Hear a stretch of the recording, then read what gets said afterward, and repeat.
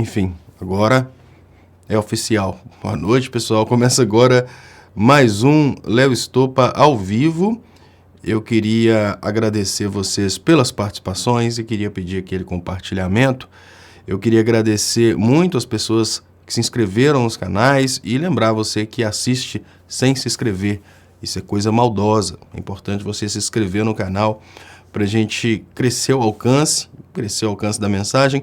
E ainda que você não entenda ainda que o nosso lado correto é esse lado a favor de um Brasil soberano, um Brasil desenvolvido, e não do lado daqueles que estão lá pagando pau para gringo, é importante que você entenda que nós precisamos crescer o debate.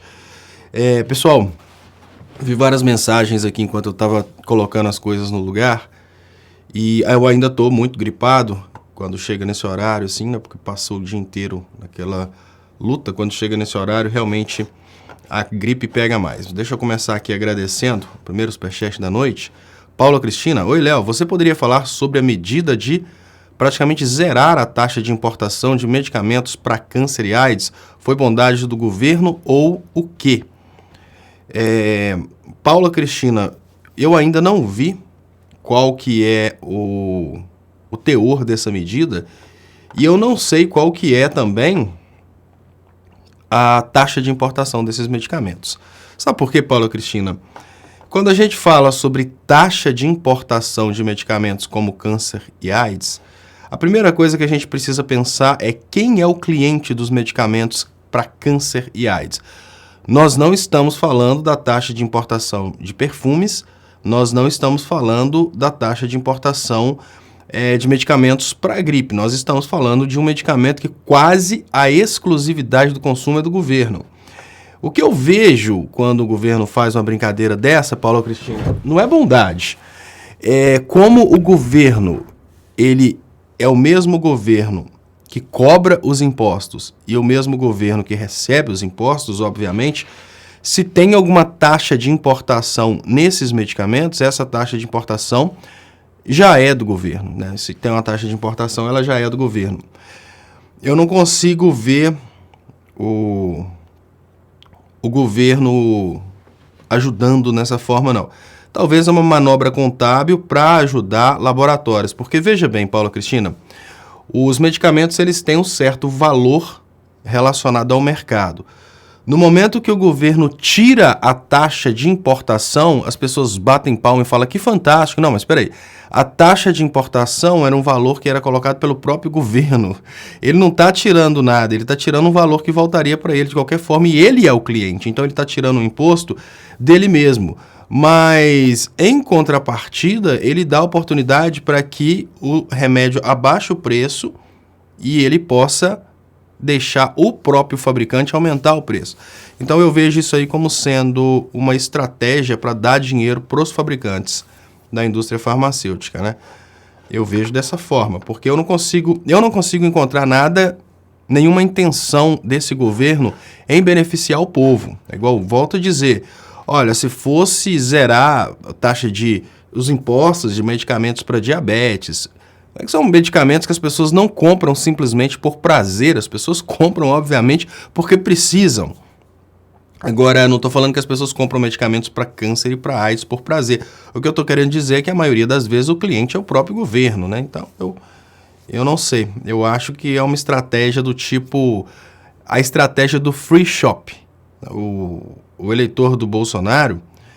E o Pedro Luiz Neto fala, essa cara nunca vê nada de bom no governo. Ele é louco. Olha, Pedro Luiz Neto, você nunca consegue ver uma coisa boa de alguém que não tem caráter. Eu vou dar um exemplo para vocês porque que eu sempre procuro nos governos aquela intenção de beneficiar os ricos escondida num projeto que faz de conta que vai beneficiar os pobres. Imagina você, Pedro Luiz Neto, aquele colega seu que é picareta. Eu tenho, obviamente, os conhecidos que são picaretas. Imagina aquele camarada que toda hora que aquele cara chega perto de você para propor uma coisa, você não presta atenção naquilo que ele está dizendo, porque você sabe que ele é um picareta. No momento que ele chega para te propor algo, você fica tentando entender o que tipo de tombo que ele quer te dar. qual tipo de picaretagem ele quer fazer, entendeu? Eu chamo atenção para isso porque nesse momento é importante a gente levar isso em conta. Peraí, o que o Bolsonaro quer fazer? Qual picaretagem do Bolsonaro nesse momento? Isso é importante.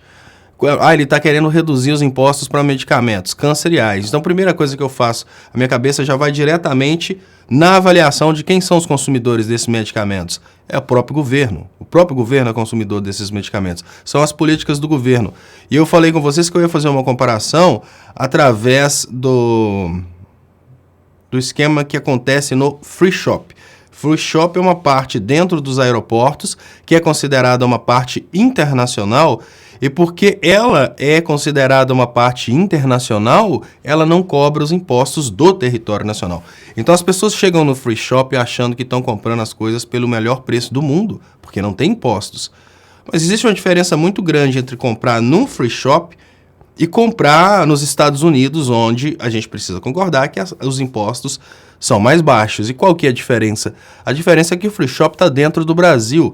Então o Free Shop sabe que ele está concorrendo com empresas brasileiras. Por mais que o Free Shop possa vender um produto por R$50, se no mercado custa 100, ele vende por 99.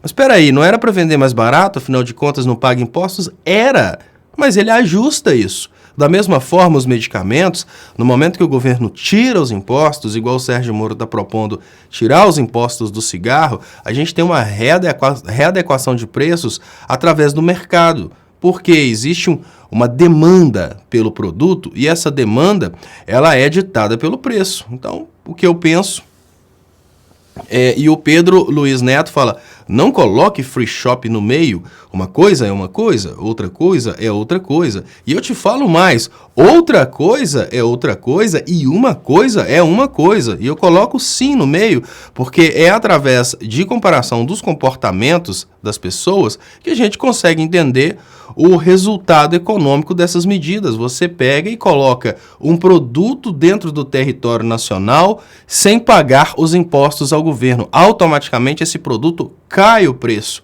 Mas a demanda por esse produto, Pedro Luiz Neto, é uma coisa que a gente chama de demanda inelástica. Inelástica porque, olha, o governo não vai deixar de comprar medicamentos para AIDS, ou o governo não vai comprar mais medicamentos para AIDS por causa de uma pequena diferença no preço. O que significa, Pedro Luiz Neto, que se o medicamento é vendido hoje por R$100 e o governo Bolsonaro tira os impostos e o medicamento cai para 80, o laboratório vai compensar isso através de lucro.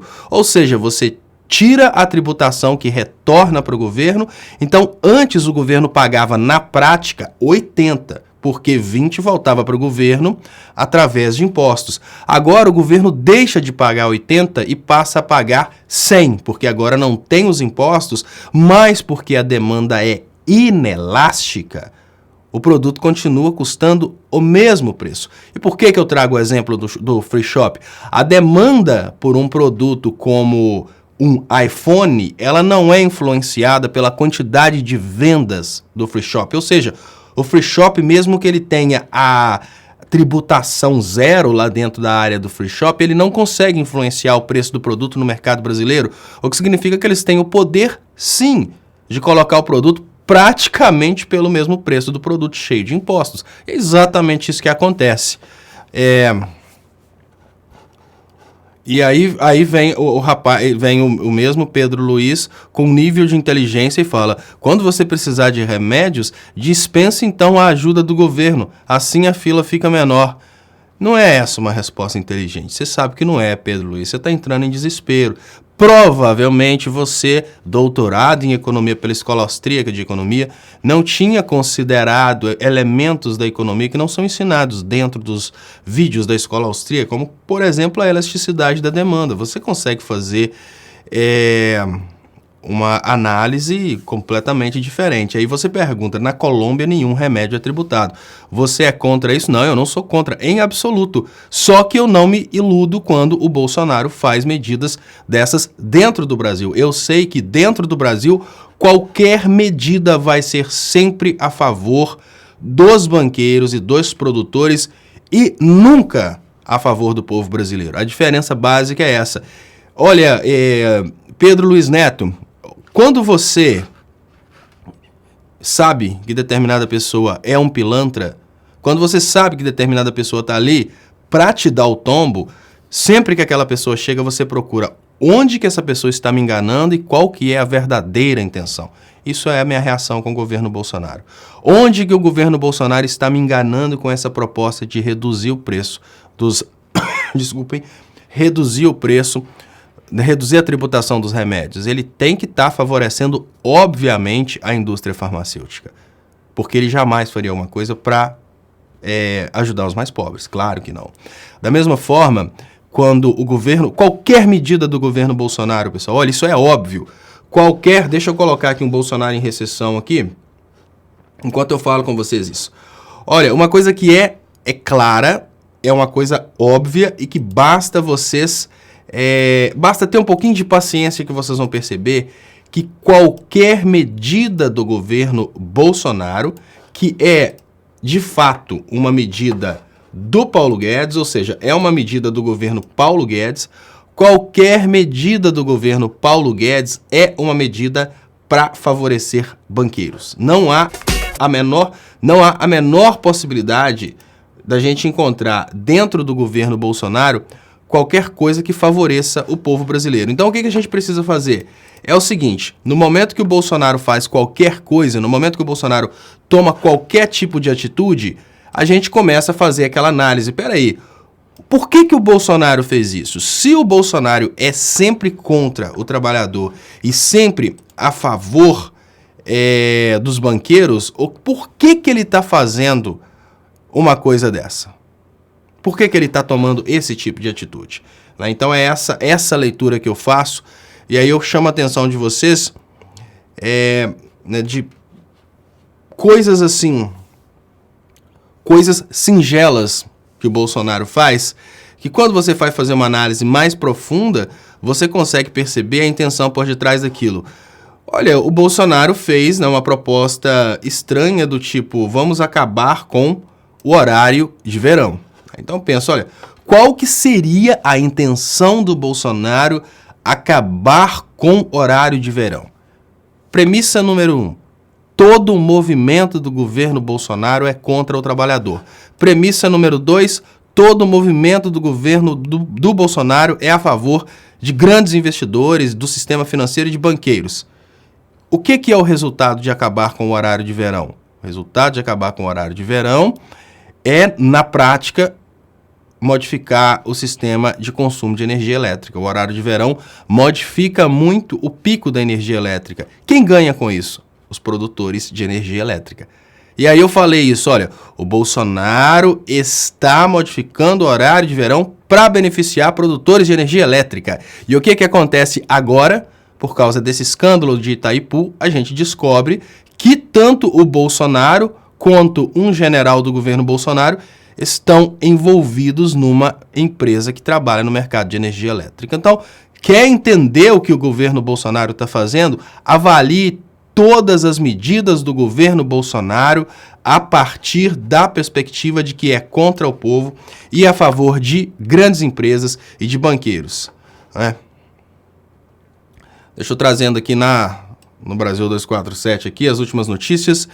Me parece que... essa do Dallagnol que eu vou falar com vocês aqui, que uma pessoa fez questão de trazer no chat, eu agradeço muito. Ciro define Bolsonaro como energúmeno por agredir a Argentina e cobra providência de generais.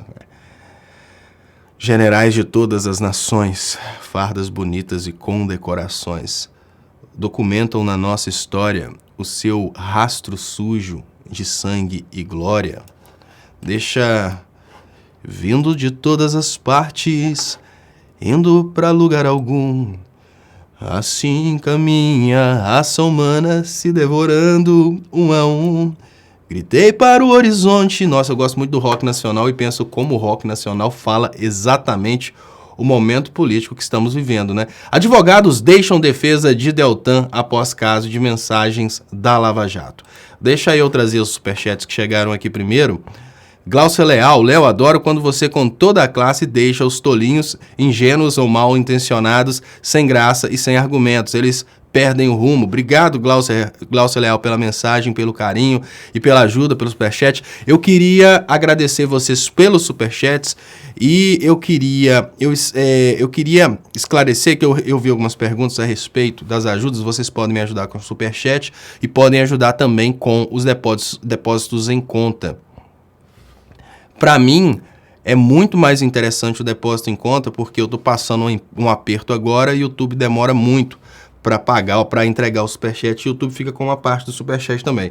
Então, se você for fazer uma ajuda mesmo e não fizer questão da mensagem aparecendo, você pode ajudar através da transferência bancária. É até mais eficiente porque eu posso, né, usar o dinheiro no dia seguinte. E o YouTube ele tem esse tempo aí que ele demora. Obrigado, então, Sueli Resistência. E olha, Jonathan Pereira dos Santos, toda medida fecal do Bozo é em prol de empresários. Então, toda vez que o Bolsonaro fala a palavra cocô, ele está desviando a imprensa. Olha, toda vez que o Bolsonaro fala em cocô, ele está usando uma estratégia para desviar a imprensa, e isso é muito interessante. Deixa eu colocar um Bolsonaro falando cocô aqui. Olha só o que acontece, pessoal. Toda vez que o Bolsonaro fala a palavra cocô, ele consegue desviar a imprensa, porque a lógica que foi criada nesse momento é a seguinte lógica, é a lógica da audiência. Antigamente as pessoas tinham interesse em informar. A diferença básica entre audiência e informação é que eu fico aqui passando um aperto pedindo vocês ajuda, né? Olha, pessoal, ajuda em meu trabalho, superchat, ou então mesmo depósito bancário. Quem tem muita audiência, ou seja, quem vai falar só do cocô, nem precisa. Porque o canal bomba e com o número de pessoas que assistem os vídeos, o canal ganha dinheiro. Então por que o Bolsonaro consegue realmente esconder coisas importantes, como a venda das divisas brasileiras, falando do cocô?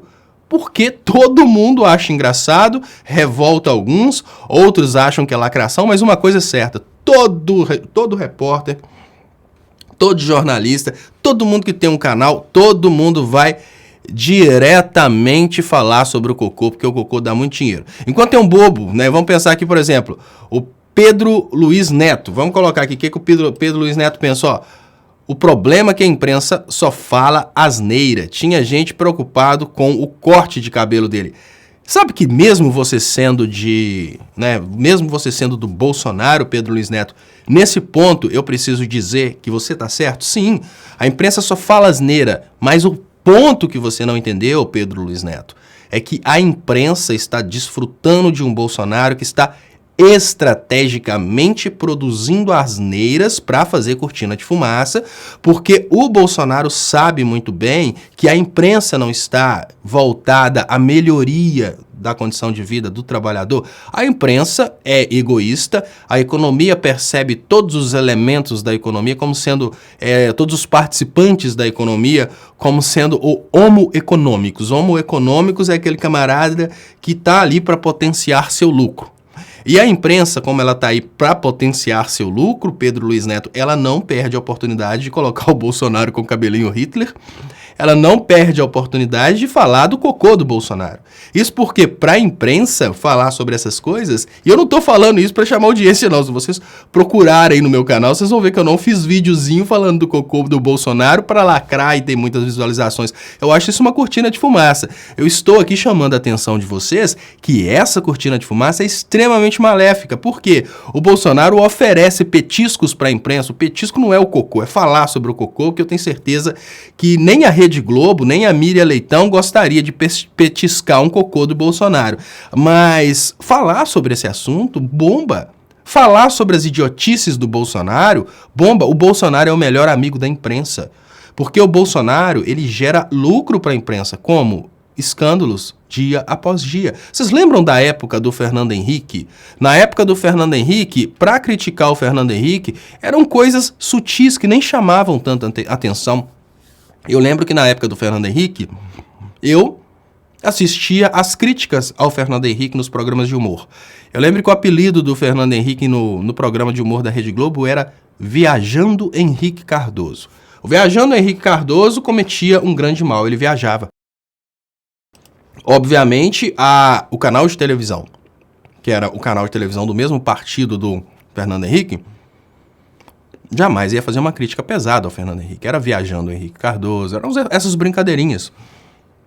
E nessas brincadeiras, eles desfrutavam de poucas críticas. Hoje não. Hoje o Bolsonaro, enquanto de um lado ele tem o Paulo Guedes governando, triturando o patrimônio nacional, por outro lado o Bolsonaro está só produzindo alegria para a imprensa.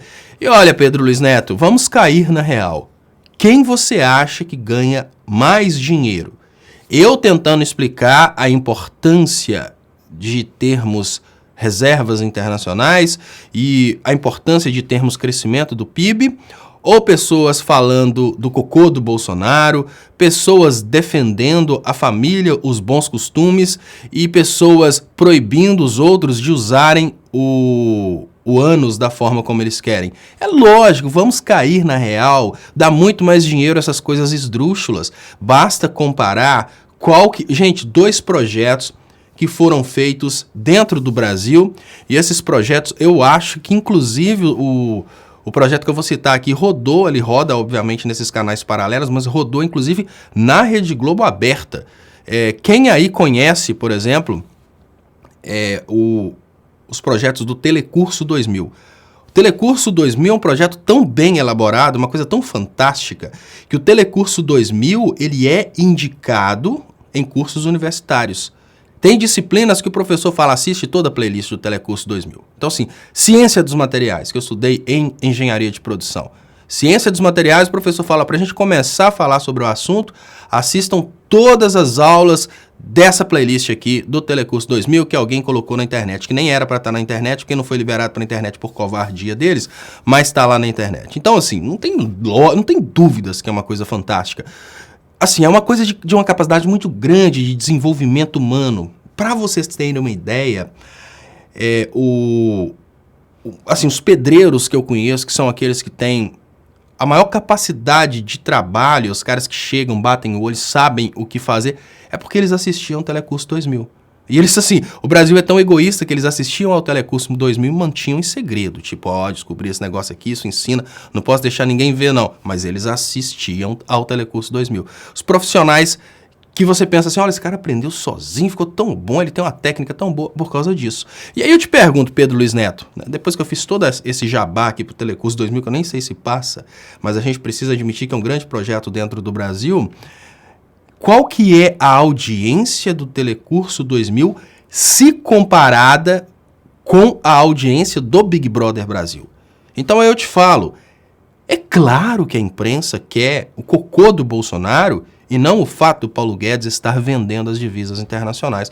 A imprensa quer sim o corte do cabelo do Bolsonaro e vai fazer só uma menção ao histórico de recessão econômica. O Brasil está em recessão econômica. Essa é a grande realidade. A imprensa é assim. A imprensa quer lucro.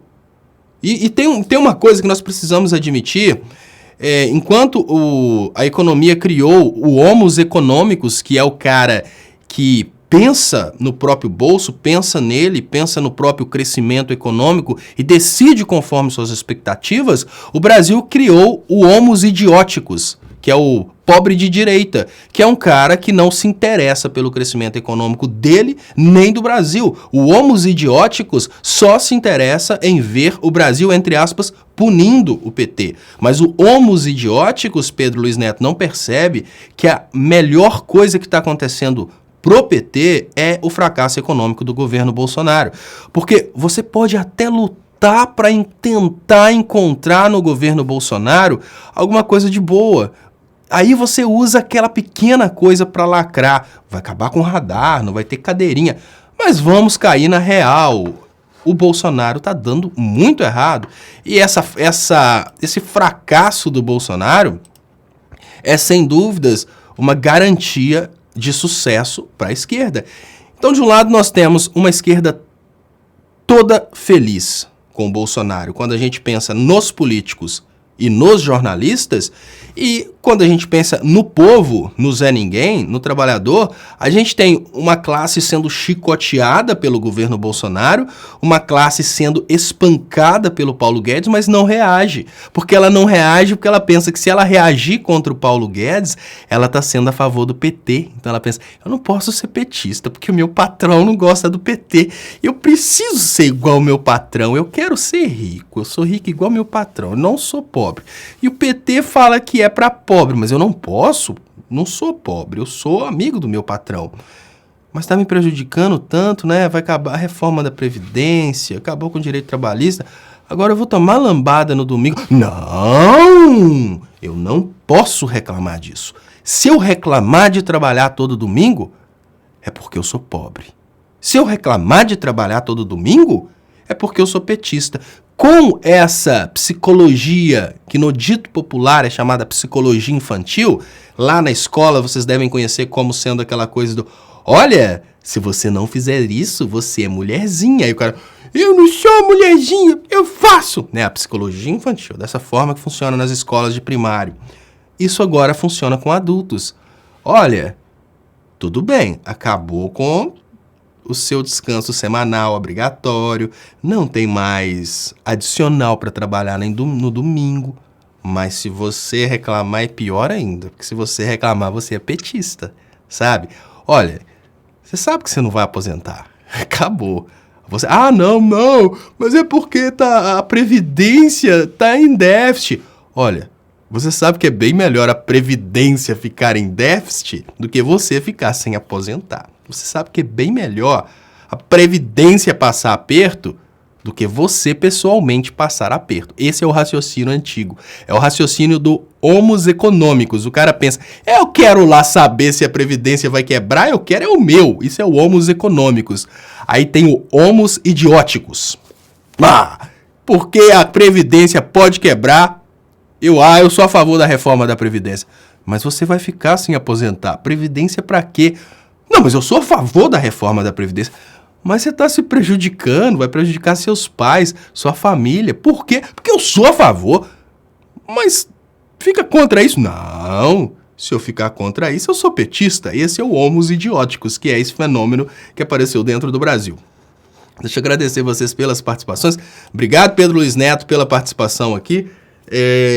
Cida Borges fala, Bolsonaro vai reeleição 2022. E olha, Cida, se o Bolsonaro conseguir se reeleger em 2022, eu garanto que você vai ficar cada vez mais pobre e garanto que as pessoas que falam mal do Bolsonaro, e eu falo, é até contraditório, né? Eu pensar que eu faço todo esse esclarecimento aqui para vocês a respeito eu faço todo esse esclarecimento a respeito da picaretagem da imprensa, e imaginar que eu também faço parte da imprensa. Então eu fico pensando, eu não sou jornalista político, eu não sou assim, tudo bem, eu sou especialista em jornalismo político, é bem diferente de ter a intenção de ser jornalista político. Eu gostaria da economia bombando para eu trabalhar como engenheiro, então eu acabo dando tiro no próprio pé, porque se a minha intenção fosse realmente continuar fazendo vídeos sobre jornalismo político, o que eu gostaria de dizer para você é que, no fundo, seria bem interessante para mim economicamente o Bolsonaro ganhar em 2022, seriam mais 4 anos para eu meter o pau no Bolsonaro sem dó nem piedade e ir aproveitando essa onda aí de eu avisei, como realmente eu avisei. Mas vamos cair na real? Vamos cair na real. O Bolsonaro, ele beneficia banqueiros, ele beneficia a esquerda de políticos, porque a melhor coisa que tem para você vender um produto é a carência daquele produto. Olha, a melhor coisa que tem para você vender arroz é quando está em falta de arroz, todo mundo quer comprar. A melhor coisa que tem para você vender políticas sociais, vender um governo de esquerda, é no momento que o bicho tá pegando. Então, vamos cair na real, né? Não é a mim que você prejudica falando que Bolsonaro vai ser eleito em 2022. Mas você tá ferrado, eu te garanto. Porque você tá nesse prazer aí de ficar oprimindo e tá, sem dúvidas, cada vez pior. Porque não tem lógica, gente. Olha, vamos cair na real. Eu tenho um colega que é o Sérgio. Eu fico tentando entender o que acontece com o Sérgio. Que eu falo assim, Sérgio, você não entendeu ainda que você levou prejuízo com essa brincadeirinha? E o Sérgio fala, Leonardo, pra mim não tá ruim não, tá, cara? Eu tô pegando meus projetinhos aqui, eu tô fazendo isso. falei, mas Sérgio, você já parou para imaginar que se a gente estivesse vivendo o mercado de 2014, em que tudo estava bombando, você não ia estar pegando seus projetinhos por esse preço? Porque esse preço é um preço que vai... Não, cara, é o mesmo preço que eu pegava antes. Eu falei, mas Sérgio, você acha que não estaria melhor? Que nada, cara, o PT roubou. Então, assim, se as pessoas querem realmente continuar se enganando, que continuem se enganando, que continuem se iludindo. Mas vamos cair na real.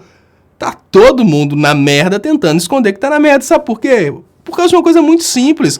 Você não pode ir contra uma lógica. Para vocês terem uma ideia, pessoal, existem regras relacionadas ao crescimento econômico, como, por exemplo, os países desenvolvidos, eles bloqueiam a possibilidade de crescimento de empresas do setor financeiro acima do crescimento do PIB. Aqui no Brasil isso não acontece. A gente sabe que enquanto o Brasil está em queda, o Itaú está em alta.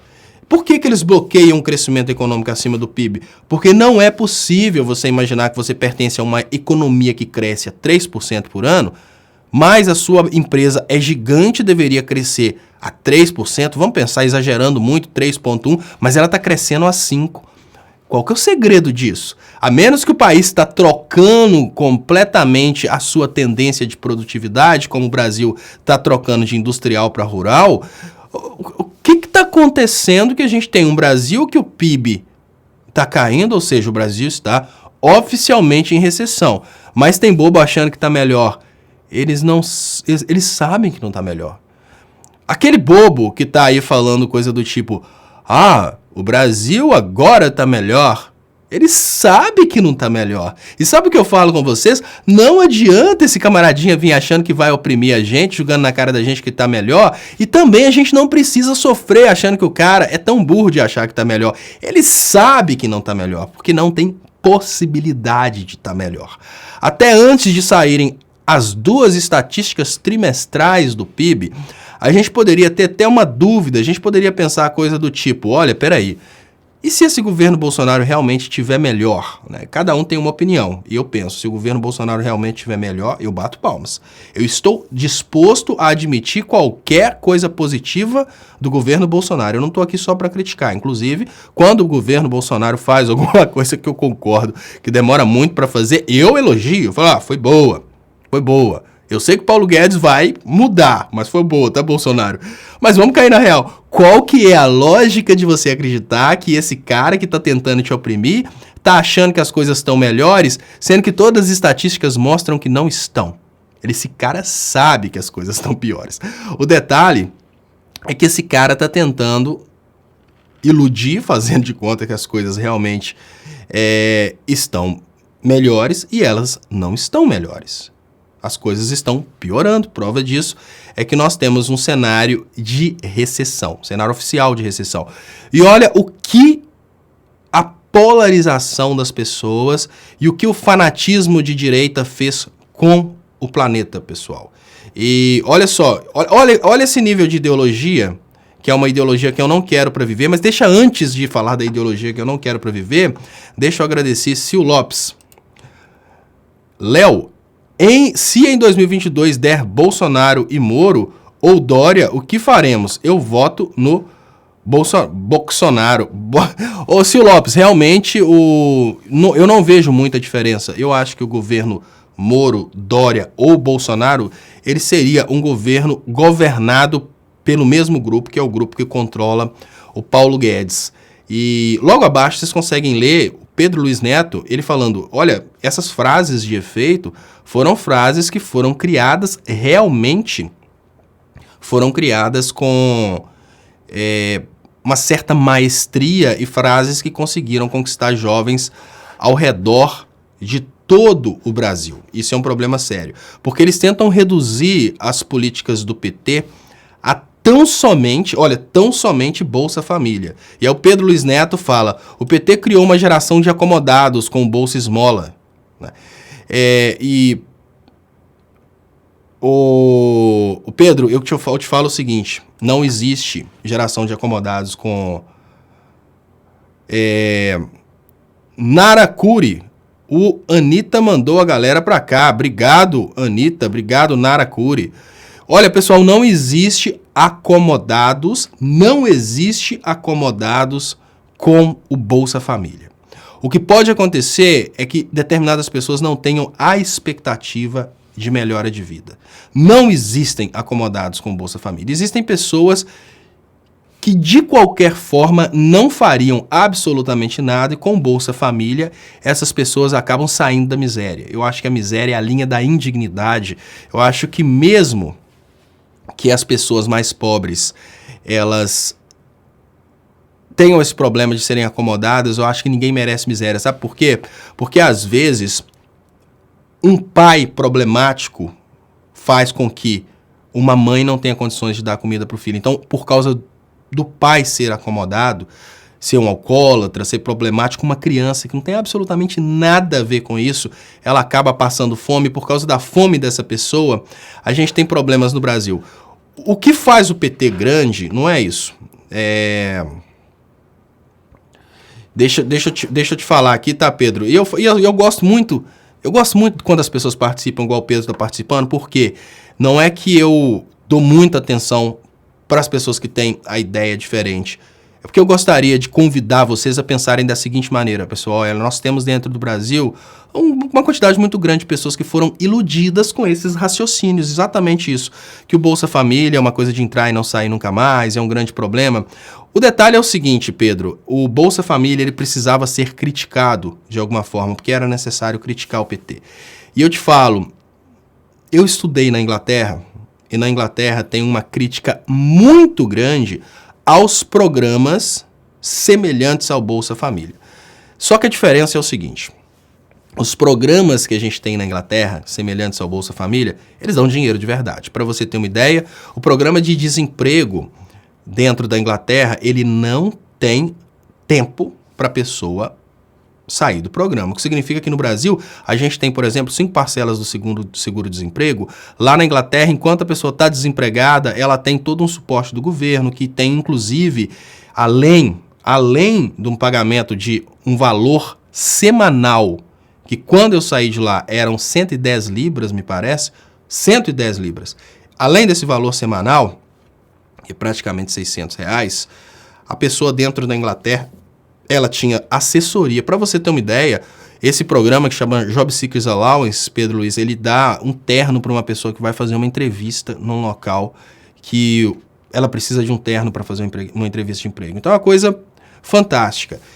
E existe uma crítica semelhante, que esse programa acaba colocando pessoas nessa linha aí de ciclo de não querer trabalhar nunca mais. Porque a pessoa ganha esse programa que dá cerca de R$600 semanais e além desse programa, Pedro, a pessoa ganha também um programa que chama Housing Benefit, que paga o aluguel da pessoa. Então imagina que você ganha R$600 semanais só para comprar comida e você ganha também o aluguel da sua casa. Tem pessoas na Inglaterra que eles recebem através desse programa de benefício de aluguel de casa, eles recebem aí o equivalente a R$4.000 por mês. Então, é só para que você tenha uma ideia de que isso não é uma coisa exclusiva do Brasil, essa coisa da dignidade. E lá também existem essas críticas.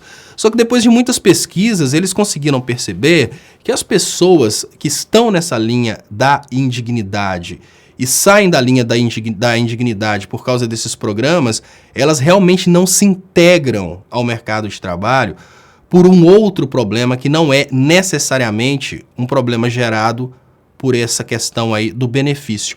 Quando a gente pensa no Brasil, e isso é a parte dessa história que o Aécio Neves escondeu, obviamente, a gente pensa num programa que gera sim essa condição aí de pessoas estarem acomodadas sem saber o que fazer. Mas eu te pergunto, qual que é a probabilidade, Pedro Luiz Neto, de lá no interior do Brasil, onde não tem a menor possibilidade de geração de emprego, qual que é a possibilidade da pessoa sair de um programa como Bolsa Família? É, obviamente, essa pessoa ser convidada para o emprego e começar a ganhar um dinheiro substancial. E é o que o próprio programa Bolsa Família estava fazendo. O programa Bolsa Família, ele estava gerando empregos, porque você imagina a seguinte coisa. Vamos pensar, porque normalmente você deve ser de uma capital, as pessoas que estão dentro de uma capital, elas têm uma dificuldade muito grande para entenderem o que é a vida no interior, onde não existe geração de emprego, como existe na capital. Então você imagina que você está distante da capital, lá no interior do Brasil, e naquele local não existe nenhuma probabilidade de você conseguir emprego. Então, por mais que você tenha a vontade de conseguir emprego, você não vai conseguir. Mas naquela cidadezinha onde as pessoas moram e praticamente morrem de fome, tem uma dificuldade muito grande para sobreviver, qualquer modificação econômica, várias crianças morrem de fome. Nessas localidades, você começa um programa Bolsa Família e todas as pessoas que estavam praticamente na mesma situação, elas começam a perceber uma oportunidade de negócios, porque às vezes uma pessoa lá que tem um dom para ser empreendedor, ela sabe que não adianta ela montar absolutamente nada, porque ninguém tem dinheiro. Mas a partir do momento que aquela sociedade começa a receber o dinheiro do Bolsa Família, algumas pessoas começam a montar comércios, outras começam a produzir exatamente porque essas pessoas têm a visão empreendedora e querem negociar com quem está recebendo o Bolsa Família. Por que eu vou deixar esse cara comprar uma verdura lá no supermercado de tal lugar se eu posso produzir aqui e vender para ele? Isso é importante você entender, Pedro Luiz Neto, porque o Brasil multiplicou o produto interno bruto por 5 durante o governo do ex-presidente Lula. E muitas pessoas falam que o Brasil surfou na onda internacional. Não, o Brasil não surfou na onda internacional. Por exemplo, se a gente tiver uma corrida de Fórmula 1 e de uma hora para outra, a pessoa que está lá em 12º chegar a quinto, passar para quinto, você não pode falar que esse cara surfou numa onda climática e o clima melhorou e o carro de todo mundo aumentou a velocidade, que senão você não conseguiria explicar por que ele ganhou posições. E foi isso que aconteceu com o Brasil. O Brasil foi ganhando posições no cenário internacional, porque o Brasil criou uma política expansionista através do estímulo da produção com dinheiro para consumo. Então, quando você pensa no programa Bolsa Família, essa parte eu tenho um certo rancor, porque parece que o PT menosprezou a capacidade das pessoas entenderem a finalidade técnica do Bolsa Família. O PT fez uma propaganda muito vulnerável. Imagine você, Pedro Luiz, que você só acredita nessa coisa de que o Bolsa Família só tem a finalidade de dar dinheiro para os pobrezinhos, porque essa é a política que foi divulgada pelo próprio PT. A gente tem amor ao pobre, e porque a gente tem amor ao pobre, a gente vai distribuir renda e vai fazer com que o pobre tenha comida. Mas era preciso ter falado também sobre o aspecto técnico do programa Bolsa Família. O programa Bolsa Família, Pedro Luiz, ele pega o dinheiro de quem tem uma pequena propensão ao consumo. Eu vou explicar para você essa teoria econômica, que ela é muito importante, a propensão marginal ao consumo.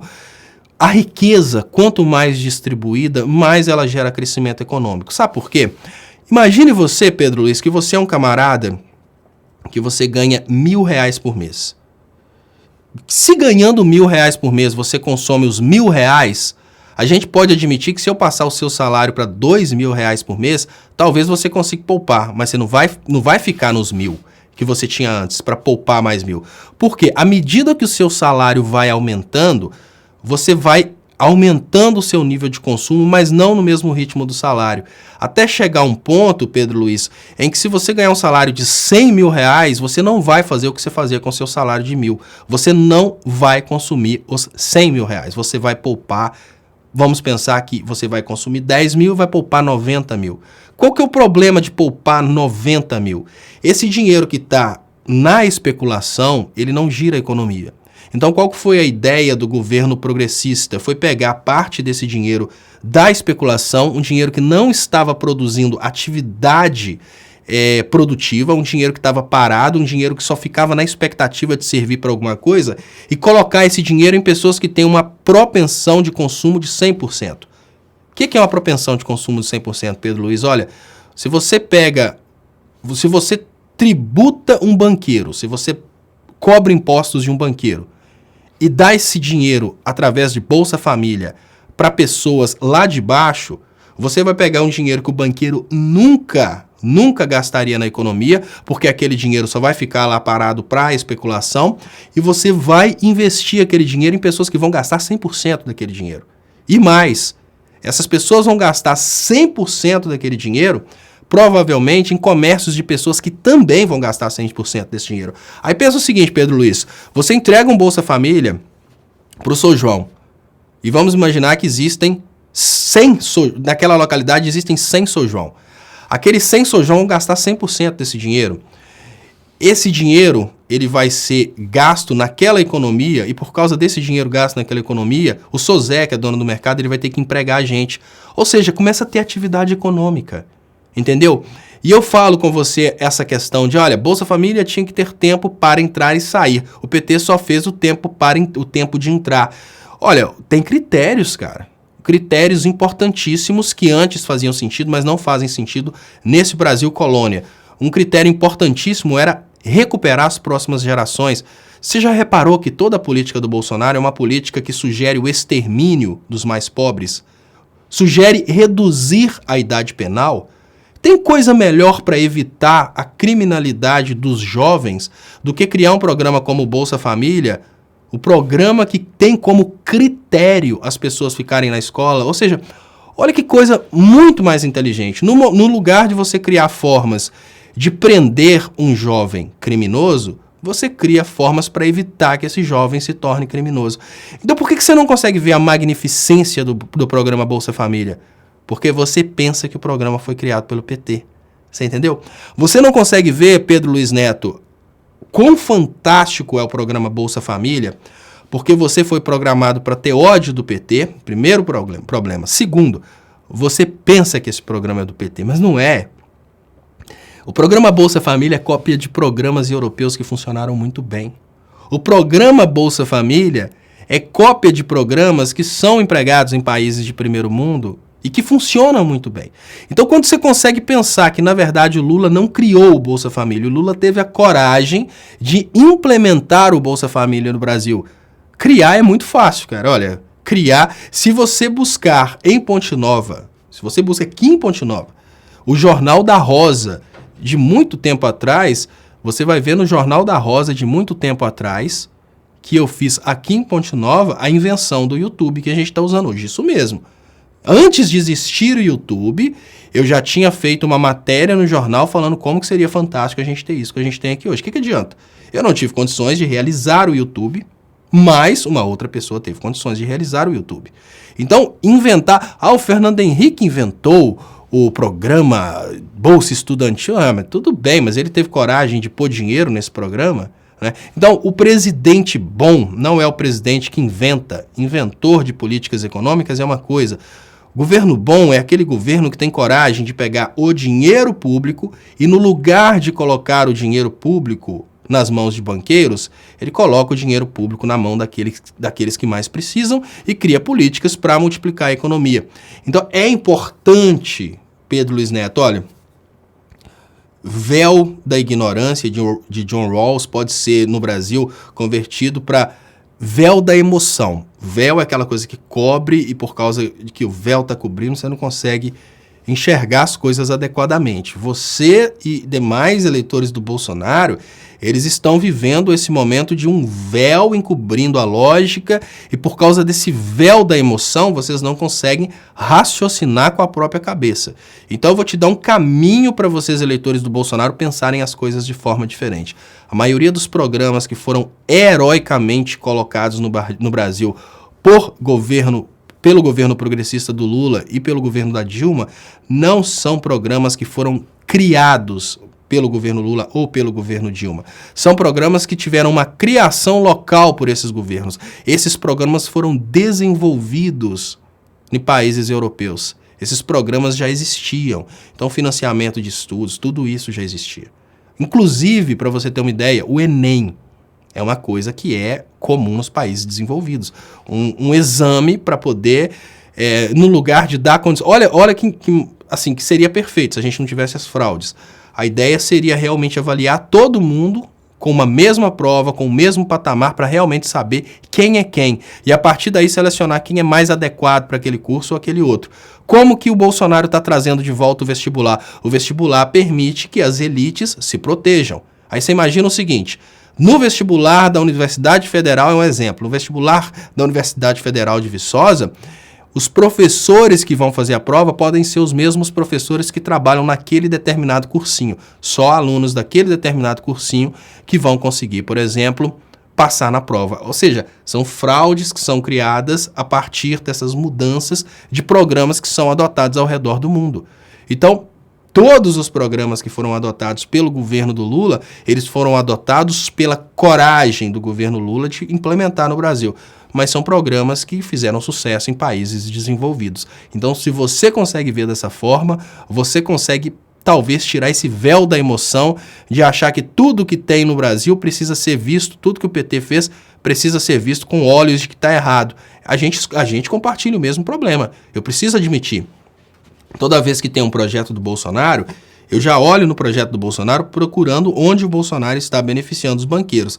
Toda vez que você procura, você também foi programado de uma certa forma a procurar os projetos do PT, sempre procurando uma coisa errada e o PT tentando mamar, essas coisas que você foi programado para pensar. Mas a dica que eu te dou é, tente procurar outras fontes e assim como eu tenho coragem de elogiar o Bolsonaro quando eu acho que ele fez uma coisa que faz sentido economicamente, eu dou uma dica para você que também tenha coragem de voltar atrás quando você perceber que você está sendo enganado. Porque eu não me deixo conduzir pela emoção. Eu já fui xingado nesse programa, já fui xingado no Léo ao Quadrado, quando eu falei, não, mas nisso o Bolsonaro tá certo. Nisso o Bolsonaro tá certo. Já falei várias vezes. Não, mas isso não é crime, né? Hoje, quando o pessoal fica entrando muito nessa discussão de cometer o crime, fazer isso, eu nem respondo. Porque quando eu falo que não é crime, algumas pessoas entram em desespero. Outro dia eu falo, não, mas gente, eu não consigo ver um tipo penal nisso não. Bolsonaro fez outras coisas que podem ser consideradas crime, mas isso pra mim não é. Não, mas é porque o Reinaldo Azevedo falou que é. Não, mas eu não consigo ver, me desculpem.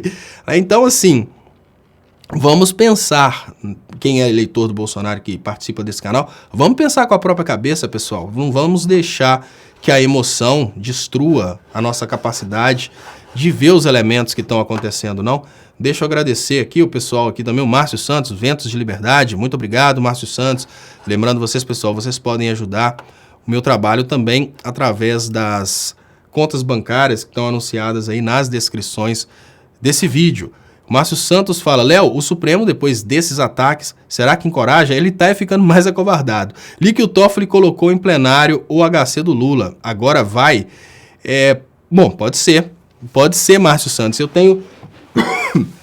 tenho minha expectativa que a gente precisa pressionar e pressionar com força, porque senão a coisa é complicada.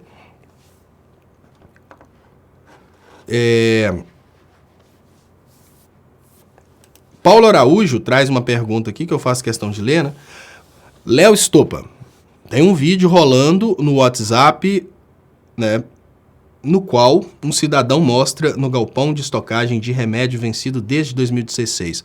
O cara fala que foi no governo do Pimentel. O que você sabe sobre isso? Paulo Araújo. Nada. Absolutamente nada. Paulo, existem, logicamente, existem os... como eu diria... Existem políticos, existem jornalistas políticos... Existem jornalistas... Rutmik fala, deixa eu falar. Rutmik, gratidão Bolsonaro pelas obras sendo concluídas no Nordeste. Uma das obras que ele concluiu no Nordeste foi fantástica, né, Rutmik? Ele desligou a transposição de água para o Nordeste. Isso é uma coisa que Isso é uma coisa que, obviamente, você precisa agradecer, que vocês enxergam o nordestino como inimigo. Quando ele desligou a transposição de água para o Nordeste, para, obviamente, trazer de volta a seca para o Nordeste, tão somente pelo orgulho de que foi um projeto do ex-presidente Lula, ele quer desligar a transposição de água para o Nordeste porque nós não podemos usar uma tecnologia desenvolvida no Brasil. O projeto do Lula não pode funcionar, é muito necessário que a gente envie filtros de Israel para filtrar a água no Nordeste. Então o povo não pode ver aquele rio que foi criado no Nordeste, o povo chorando de alegria, o povo recebeu o Lula. É lógico que ele ia concluir essa obra no Nordeste, desligar a transposição de água para o Nordeste. Imagina a inveja do Bolsonaro quando o Lula chegou no Nordeste e tinha, né, praticamente aquele mundo de pessoas lá agradecendo o ex-presidente Lula. Mas não se preocupa não, Rutmik, que ele desliga a água do Nordeste nesse momento, mas o Nordeste vai se desligar do Brasil. Eu tenho fé que isso aconteça, porque o Nordeste não merece estar ligado a um país que tem pessoas como você. O Nordeste não merece dividir cidadania com pessoas como você. O Nordeste não merece ser governado pelo Bolsonaro. E eu falo, se o Nordeste se separar do Brasil, o prejuízo aqui embaixo vai ser muito alto, porque aí a transposição de água, ela vai ser só uma questão de soberania do Nordeste e acabou.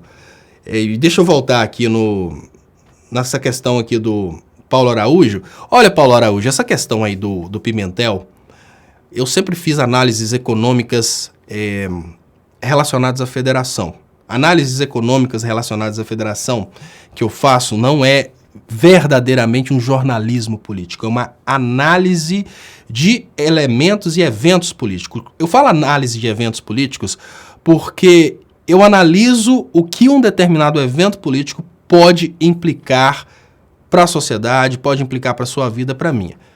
Por que eu chamo de análise? Porque eu tenho minhas formações, eu não estou aqui falando com suposição, eu tenho minhas formações, então quando eu faço uma análise relacionada, por exemplo, ao emprego de elementos aí como agrotóxicos, eu sou engenheiro ambiental, eu não estou falando... lógico, temos que aprender para o resto da vida, mas eu não sou completamente leigo. Eu não sou um camarada que se tornou economista vendo os vídeos da escola austríaca na internet e faz vídeo sabendo tudo de economia. Eu tenho uma base mínima de uma graduação, eu sou graduado em economia. Então, assim, eu faço análises dos eventos políticos. Eu não faço jornalismo investigativo, que é exatamente essa coisa de procurar as coisas erradas dos políticos e aproveitar. O jornalismo investigativo muitas vezes é uma coisa muito séria, mas muitas vezes ele é um jornalismo exatamente para chantagear o político, para o político soltar dinheiro para o jornalista. Para você ter uma ideia, Paulo Araújo, é muito difícil você ver uma pessoa dando sequência de críticas contra Samarco, críticas contra a Vale, porque a maioria dos não todos, mas a maioria dos jornalistas que começam a fazer notícias contra a Samarco e contra a Vale são jornalistas que fazem esse trabalho de jornalismo investigativo. Eles não estão atrás de mostrar a verdade para o público, eles estão atrás de chantagear uma Vale e uma Samarco para ganharem algum patrocínio da Vale e da Samarco. Vou contar para vocês uma história até um pouco engraçada que aconteceu. Aqui em Ponte Nova, uma vez eu fiz uma proposta para a usina hidrelétrica de Ponte Nova, que é um consórcio da Samarco com uma outra empresa, e a proposta era muito simples. Eu queria fazer um documentário falando sobre a essência das Gerais, que é uma cooperativa de cachaça da região de Ponte Nova. Obviamente eu sei que o eleitor do Bolsonaro gostaria que eu fizesse um documentário a respeito do uísque, não sei o que, da Escócia, mas não, eu acho muito mais importante valorizar aquilo que a gente tem na região. Então eu quis fazer um documentário sobre a essência das Gerais e achei, olha, isso é uma coisa de um valor social, é uma desgraça, a bebida alcoólica é uma desgraça, mas a ideia de existir uma cooperativa que o povo está se unindo para produzir e fortalecer o polo regional é uma coisa interessante. Aí eu fui e procurei a Candonga, que é a usina daqui, e fiz uma proposta de um valor extremamente insignificante para uma hidrelétrica. E a proposta, obviamente, foi recusada. Eu fiquei um pouco nervoso com a proposta ter sido recusada, e eu, como qualquer ser humano, né, que tem essa questão do ego, eu peguei, Paulo, e postei no Facebook meu que era insignificante, uma coisa extremamente pequenininha na época, e postei simplesmente: a população de Ponte Nova precisa saber da relação entre a usina hidrelétrica da Candonga e as enchentes que acontecem em Ponte Nova praticamente de 3 em 3 anos. É muito importante que o povo saiba que a usina hidrelétrica diminuiu a velocidade do escoamento d'água. Só isso que eu postei.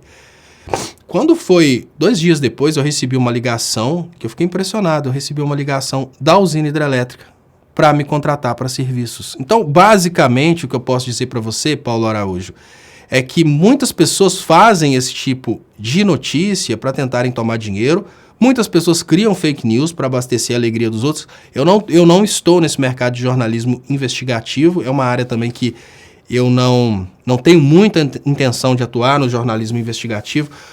Eu acho muito melhor fazer análises, porque no meu caso, eu faço análises fundamentadas naquilo que eu estudei, consigo compartilhar conhecimentos, e o mais importante desse trabalho que eu faço nem é simplesmente fazer minhas análises, é preparar vocês para a capacidade discursiva. Obviamente, eu tento fazer trabalhos de purificação mental, como, por exemplo, eu tento não necessariamente oprimir o Pedro Luiz Neto, que está sendo super respeitoso, está trazendo seu posicionamento aqui de uma forma respeitosa. Eu tento mostrar para o Pedro Luiz Neto que podem existir elementos que ele ainda não pensou.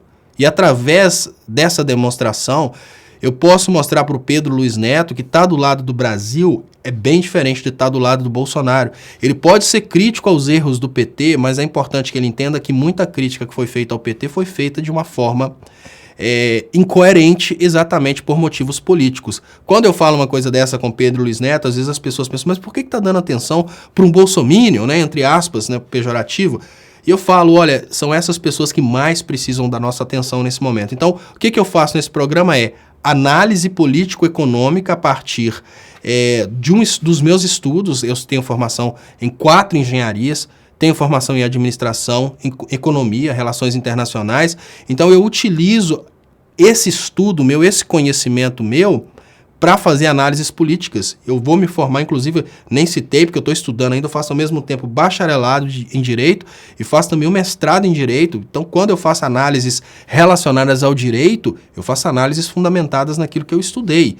Por isso que eu não chego e falo, isso é crime. Eu falo, olha, eu não consigo identificar um tipo penal. É bem diferente uma coisa da outra. Eu tento criar uma bolha consciente e uma bolha muito bem preparada para discutir os assuntos e tento ser bem respeitoso com as opiniões contrárias, exatamente porque é dessa forma que a gente consegue alcançar aquilo que eu considero que é mais importante nesse momento. Mais importante nesse momento não é vencer as eleições. Mais importante nesse momento é vencer a enganação. Hoje eu postei no Twitter, né? Quem não me segue no Twitter, por favor, me siga. É Leonardo_Stoppa. Hoje eu postei no Twitter uma coisa que eu falei, olha, enquanto nós estivermos pensando que a gente vai ganhar o alienado, a gente vai perder o alienado sempre, porque os algoritmos são bem mais fortes do que a nossa capacidade de comunicação. Mas como que a gente vai fazer? A gente nunca vai ganhar. Enquanto existirem alienados, a gente nunca vai ganhar. Mas como é que a gente faz? A gente vai matar os alienados? Não! A gente compartilha conhecimentos e eles deixam de ser alienados. No momento que eles se tornam potências intelectuais, eles vão perceber que mais importante que defender uma ideologia é defender a razão. Se a ideologia nasce da razão, você é um cara sólido, concreto e capaz de mudar de ideia a qualquer momento, porque a sua ideologia nasce da razão. Tem muitas coisas que eu mudei de ideia, assim... Inclusive eu conto para vocês, tem pessoas que obviamente vão ficar decepcionadas comigo, mas eu não insisti mais em falar a respeito de feminismo, porque apesar de ser uma causa extremamente nobre, tem muito político se aproveitando disso. Tem muito político se aproveitando do feminismo para tentar chegar ao poder, fazendo... Tem muito político bancando Tabata, tentando ir naquela direção só para ganhar voto. Outra causa que eu não entro no meio de jeito nenhum. Mas eu só falo, olha, cada um tem o direito de se governar psicologicamente, sexualmente. Eu não fico fazendo análises e entrando demais a respeito de assuntos relacionados à homossexualidade. Por quê? Porque, primeiro, para mim, a gente não tem que debater, porque a vida íntima da pessoa é a vida íntima da pessoa, e eu tenho percebido muita gente querendo ganhar voto com isso. Então, são pautas que estão sendo levadas ao extremo exatamente para darem oportunidade de dar votos para quem é a favor e voto para quem é contra. A bancada evangélica, ela se elege exatamente por causa dos elementos relacionados à homossexualidade. Eles são uma espécie de bancada que protege... É a bancada que se elege simplesmente criticando essas coisas. Então, eu não entro mais nesses elementos porque eu não tenho condição de fazer um bom trabalho de análise a respeito desses elementos e porque são elementos que eu acho que são elementos de fragilidade. Mais elementos econômicos, esses eu tenho bem solidificados na minha cabeça e no momento que eu começo a perceber de uma forma um pouco diferente, eu vou para outra direção. Não sei se vocês repararam, né, o trabalho dos críticos à reforma da Previdência, eu sou um desses críticos, não tem dúvidas que eu sou extremamente crítico à reforma da Previdência, mas o trabalho dos críticos à reforma da Previdência, que são de esquerda, é um trabalho puramente, não falo de todos, né? Lógico que tem trabalhos sensatos também, mas a maioria são trabalhos puramente ideológicos, que são trabalhos que batem em cima da ideia de que não há reforma da Previdência, ou seja, são trabalhos políticos. Eu já tenho uma visão diferente. Eu acho que a gente não poderia ter uma reforma da Previdência nos estratos menos privilegiados. A gente não poderia, de forma alguma, reformar a Previdência daqueles que ganham pouco, dos mais vulneráveis, mas os lá de cima, sim. Então, ou seja, Eu jamais diria não à reforma da Previdência. O que eu diria é, precisamos de uma reforma da Previdência adequada para a situação brasileira. É uma reforma da Previdência que considere a necessidade de descanso dos mais humildes, a menor expectativa de vida dos mais humildes, mas que considere que lá em cima tem pessoas com privilégios altíssimos que não precisam receber esse benefício previdenciário. Então a gente tem pessoas que chegam no momento da aposentadoria que estão riquíssimas e ficam ganhando dinheiro da Previdência realmente para aumentar o déficit, sem essa necessidade. Então, é necessária uma reforma da Previdência? Sim, mas ela não pode ser essa reforma que está sendo aprovada. Ela não pode tirar dinheiro de um cara que ganha um salário mínimo. Ela não pode tocar, né, dessa forma nas pessoas. Mas qual que é o problema que eu vejo? Né? A esquerda, quando ela vai criticar uma coisa, ela critica ideologicamente, porque se uma pessoa falar que é contra, ela não tem resistência. Se eu imagino, eu vou ser candidato, eu não posso falar que existe a possibilidade da reforma da Previdência porque isso é negativo. Eu tenho que falar que eu sou 100% contra. Mas espera aí, hoje, vamos imaginar o seguinte, porque o brasileiro, ele engoliu a PEC dos gastos. No momento que o Brasil engoliu a PEC dos gastos, a PEC que congelou os gastos públicos por 20 anos, a pergunta básica que eu faço para você é, como que dá para você manter o sistema previdenciário, sendo que a gente teve um congelamento nos gastos públicos? Como que você pode manter uma coisa dessa? A gente teve um congelamento nos gastos públicos e uma recessão econômica. Não tem como manter o sistema previdenciário. A reforma da Previdência é continuidade da PEC dos gastos. É preciso ter esse nível de sensatez e falar com as pessoas, olha, o erro nosso foi não ter lutado contra o impeachment da Dilma, foi ter deixado eles quebrarem a economia.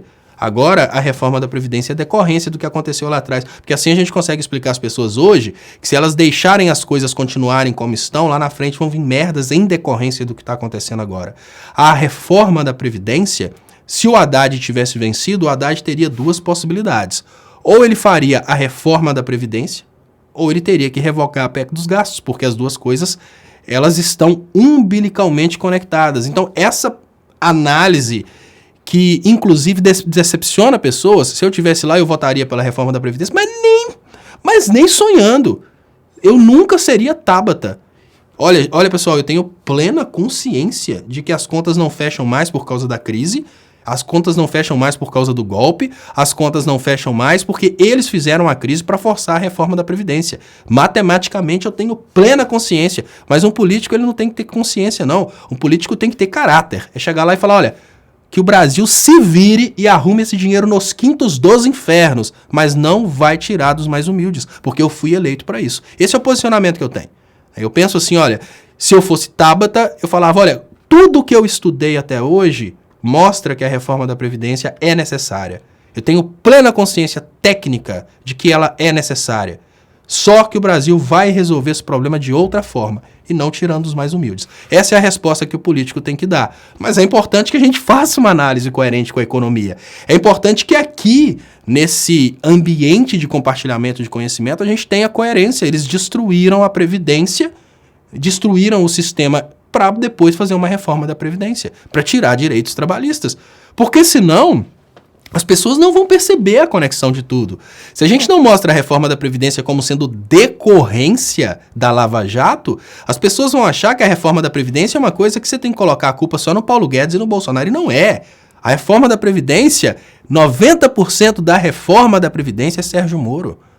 90% da reforma da Previdência, ela vem do golpe da Lava Jato, e as pessoas precisam saber dessa conexão. As pessoas precisam saber que são coisas ligadas, porque senão as pessoas vão xingar a pessoa errada. Bolsonaro nem queria a reforma da Previdência. Então, culpar o Bolsonaro pela reforma da Previdência é exatamente o que os banqueiros querem. Culpar o Bolsonaro pela reforma da Previdência é exatamente o que o sistema quer. E não, a reforma da Previdência, ela começou quando a Globo e o Aécio Neves começaram a destruir a economia brasileira. Ela continuou, ela se tornou inevitável quando o Temer aprovou a PEC dos gastos. Então, se tem uma pessoa que é muito mais culpada pela reforma da Previdência que o Bolsonaro, é o Temer. O Temer chegou e aprovou a PEC dos gastos e falou, a partir de agora acabou. E eu até vou falar mais um ponto aqui, mas antes deixa eu ler, eu agradecer, muito obrigado pelo carinho. Sil Lopes, Garapa, repórter Câmara Escondida mostra o roubo da B. Família de pessoas no sertão. Produtos da cesta básica vendidos nos mercados em 2015. Absurdo. Muito obrigado, Sil Lopes. Esse é o grande problema. O problema é que, infelizmente, o Brasil tá repleto de mau caráter. E eu queria agradecer muito e pedir vocês que, por favor, quem puder ajudar meu trabalho, tem as contas bancárias que estão aí anunciadas nas descrições desse vídeo. Sil Lopes, Garapa, os poderosos das cidades só entregavam 4 quilos de açúcar para os pobres. Então, aí o problema, pessoal. Então, será que... Então aí eu volto para conversar com você, Pedro Luiz Neto. Será que você acha que você pode colocar o problema só em cima do PT? E aí eu te falo uma coisa, Pedro Luiz Neto. Você comentou num comentário logo anterior, falando que o PT deu migalhas para as pessoas. Não é bem assim, cara. Olha, a gente tinha uma política antes de alteração do salário mínimo. Eu vou explicar para vocês como funciona a alteração do salário mínimo antes e depois do golpe. A gente tinha uma política de alteração do preço, do valor do salário mínimo, Pedro Luiz Neto, que era uma política voltada a dar dignidade para as pessoas. Salário é quem trabalha, importante que você se lembre disso. Salário é para quem trabalha, não é migalha, é para quem trabalha. Qual que foi a política de alteração do salário mínimo adotada durante o governo progressista?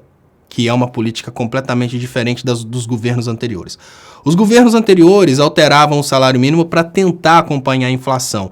A justificativa econômica disso é de que se você altera o salário mínimo para cima, você força a bolha inflacionária. A bolha inflacionária só força, obviamente, se você estiver mantendo o mesmo nível de produção. Porque se você aumenta o nível de produção e distribui mais dinheiro para as pessoas vão consumir essa produção e você consegue equilibrar. E é essa lógica que foi adotada durante o governo do ex-presidente Lula. Então, Pedro Luiz Neto, o governo do ex-presidente Lula, eu acho que ele multiplicou, se não me engano, ele multiplicou o salário mínimo por 4. Isso é importante, tá? Esse dado é importante. Porque quando você fala que ele distribuiu migalhas, eu falo, peraí, ele aumentou em 4 vezes o salário real das pessoas. Você acha que isso é migalha? Isso não é migalha, isso é dignidade. Como que ele fez isso? Sem partir para uma loucura. Ele simplesmente criou uma indexação do salário mínimo, não apenas a inflação, mas também ao PIB. À medida que o PIB brasileiro foi subindo, o salário mínimo também foi subindo.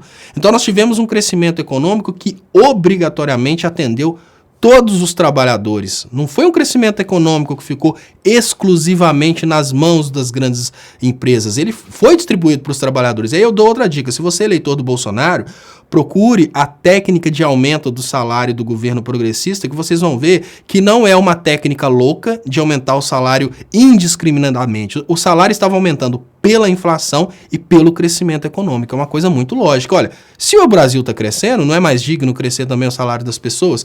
Isso foi congelado assim que o Temer entrou no poder. Foi a primeira vez, Pedro Luiz Neto, que o salário cresceu abaixo da inflação. É obviamente... Depois do golpe, a gente não teve crescimento do PIB também. Então, quando você fala que o governo do PT distribuiu migalhas, eu te chamo a atenção para um determinado ponto que eu considero muito importante. Você pode ser crítico à corrupção do PT, é absolutamente normal. Sabe por quê? Porque a corrupção não é justificada por nada. Então, realmente, precisamos admitir que em todos os partidos brasileiros a gente teve corrupção e a gente tem corrupção. E a corrupção do PT, ela não deve ser... A gente não deve passar a mão na cabeça da corrupção do PT. Não, não é isso. Achou corrupto, tem provas, cadeia ou seja lá o que for. Mas uma coisa a gente precisa admitir, Pedro Luiz Neto, a política do PT não foi uma política de distribuição de migalhas, ela foi uma política de dignidade. Sabe por quê?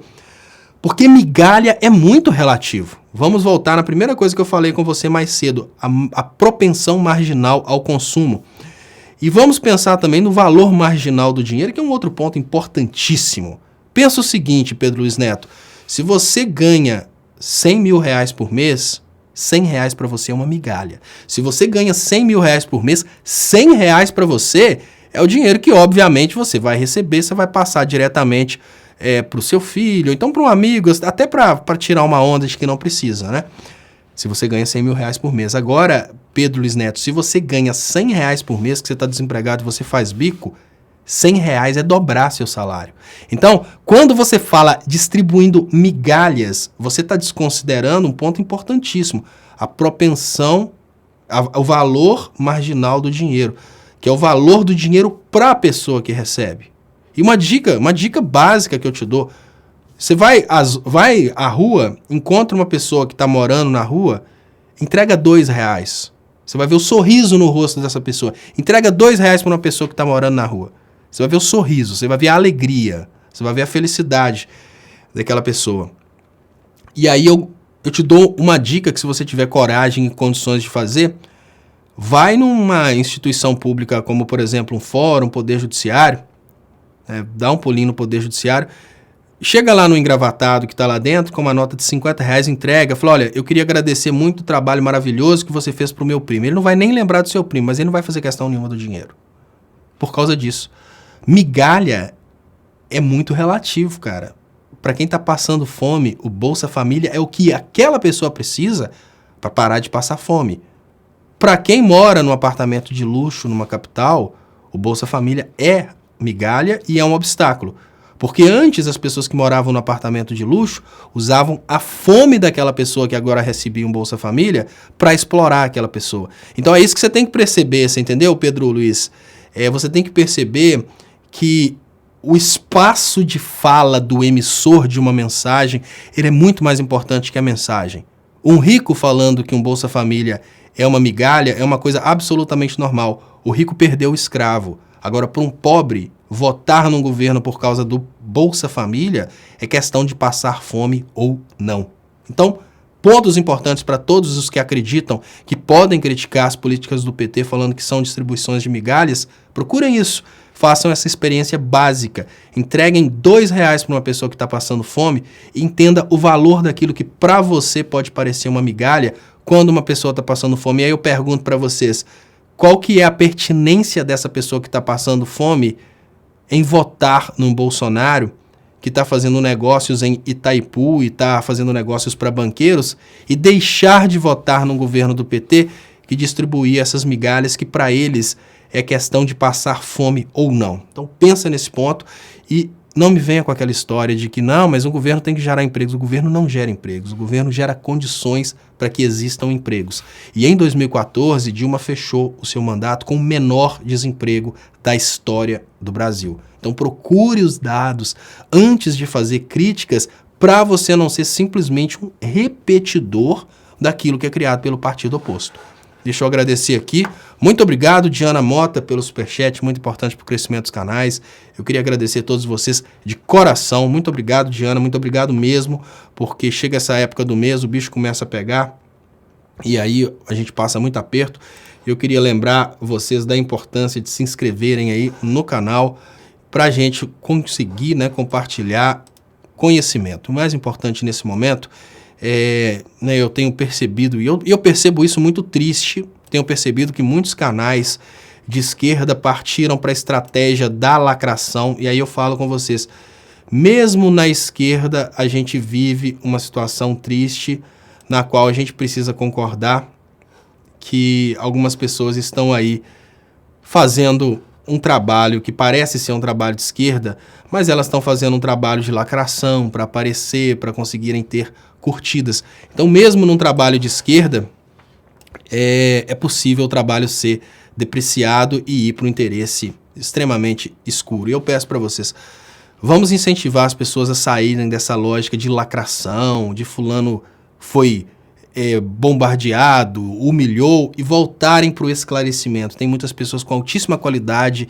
e capacidade de esclarecimento que estão deixando se levar pelo egoísmo da lacração, e a lacração dá visualizações, a lacração ela dá muitos reais, muitos dólares, Então vamos abandonar, pelo menos nesse momento de luta, momento importantíssimo, vamos abandonar a lacração, pessoal. Vamos investir agora nesse momento na instrução do nosso povo, e eu sei que vocês têm condição de fazer isso. Lacrar menos, instruir mais. Depois que o Brasil voltar a ser nós, a gente cada um monta um canal para lacrar de um jeito diferente, mas por enquanto vamos trabalhar a orientação dos que precisam ser orientados. Em falar em orientação, aquele vídeo que de hoje até o último dia da minha vida como youtuber e como comunicador, comunicador fará parte das minhas campanhas. Enquanto a Claro Net não começar a respeitar os princípios técnicos e não começar a fazer as instalações conforme elas devem ser feitas, eu estaria aqui orientando você que perdeu seu aparelho televisor por causa da net a processar essa empresa, para orientar essa empresa a fazer um serviço correto. Então eu peço para você que conhece alguém que perdeu um aparelho televisor depois de uma chuva com relâmpagos por causa da net, a orientar essa pessoa a procurar a justiça para processar a net. É preciso que fique mais caro para a net indenizar do que trabalhar corretamente. Para a net hoje é muito fácil ir contra as normas de proteção e simplesmente indenizar quem entra na justiça. É mais importante nesse momento proteger as pessoas. Então, aquele videozinho depois da reprise. Obrigado e até amanhã. Aqui no Brasil, a gente tem uma prática muito cruel das empresas que instalam serviços de TV a cabo. Eles não fazem o aterramento do sistema de TV a cabo. O que isso normalmente tem causado no Brasil é a queima de aparelhos televisores, a queima de aparelhos ligados ao sistema de internet do provedor de internet. Por exemplo, a NET não instala o supressor de surtos que é necessário na entrada do sistema de TV a cabo.